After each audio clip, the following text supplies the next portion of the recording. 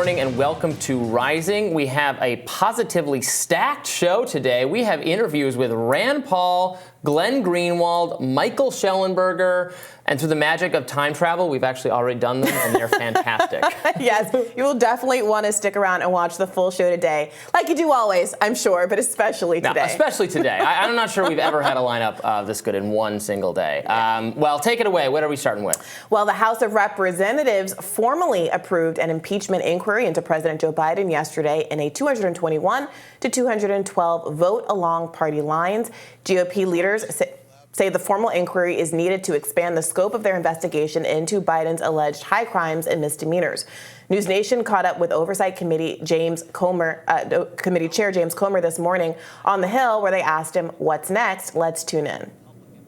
Well, we expect to get the information that we've requested from the White House. You know, we still have thousands of emails in those pseudonyms that they've never sent over. Those should have been sent over with a simple FOIA request, Freedom of Information Act. These weren't classified emails, but they've been holding them up. They said there was nothing there, but then in the indictment in California, several of those emails were referenced. So, you know, we've been saying all along there was something there with those emails, and I think the indictment proved that. So we expect to get the information we've requested, and we expect the people that we've subpoenaed to honor their subpoenas. And what do you say in response to President Joe Biden's statement calling this a baseless political stunt and he's focused on the real issues? Yeah, well, I mean, we've seen Bidenomics every day at work. We see the wide open border.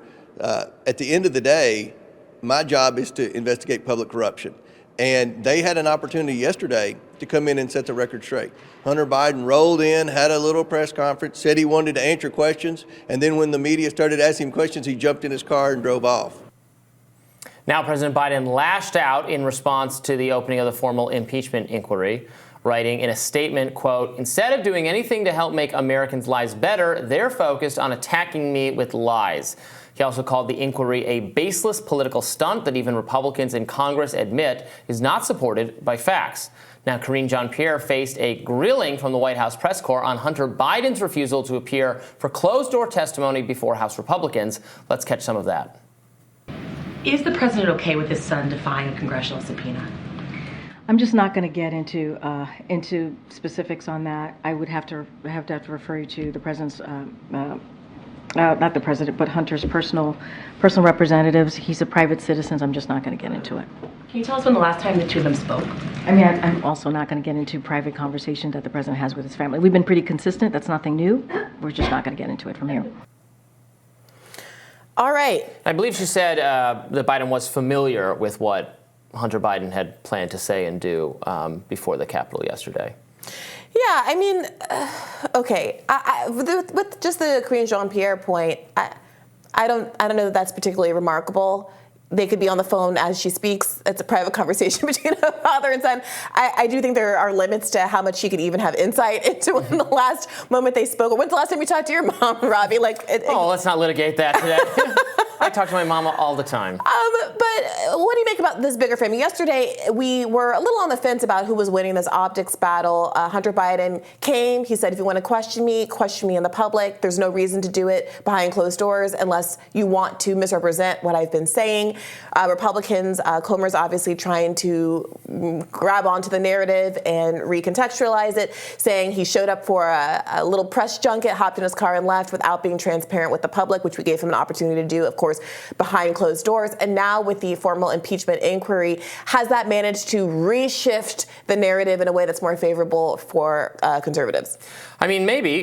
James Comer explained there what the thinking is, which is that they want access to these emails that they believe were sent by pseudonyms that refer to the Bidens, and that they've asked for these emails and they should be able to get them, and they haven't been able to get them, and that now in this the California tax matter that is now facing Hunter Biden, those emails are part of that investigation, or that indict the charges, and so given that, they should have access to them. There might be a there.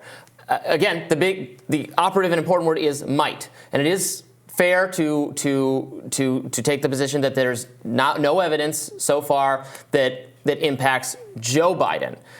There's a lot of insinuation and there's a lot of questions. I think some of these questions are legitimate, and if they need to open an impeachment inquiry to fully vet them, that's the case they're making. They needed the impeachment inquiry in order to see if these claims have any merit.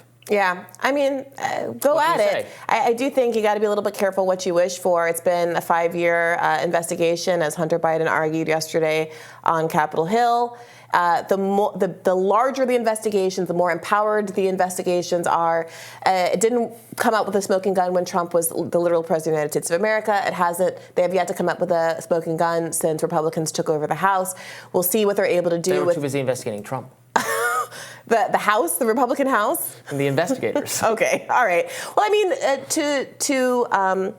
the point that was made there in one of those clips, it does seem like Congress has been mostly engaged with activities, or this is what Joe Biden said, mostly engaged with activities that have nothing to do with the interests of the American people. Now, Republicans aren't alone in that. But as Glenn Greenwald pointed out on Twitter, the U.S. Congress has passed more resolutions and bills involving Israel and anti-Semitism since October 7th than literally any other subject. So the interest seems to be rooting out pro-Palestinian speech on college campuses and going after Hunter Biden. You might think both of those are legitimate pastimes, but I got to say, the American people looking around, thinking what's on offer for me in the next election cycle, I'm not surprised to the extent that they're confused. Right, and the Senate just rubber stamped in bipartisan fashion with some level of opposition from both people on the right and the left, but unfortunately it passed the continuation of FISA warrantless domestic surveillance. So our government continues to is going to be violating your civil liberties in all the way you've become accustomed to over the last 20 years. That business will continue as usual, despite the fact that there's massive Republican voter interest in ending the weaponization of the federal government.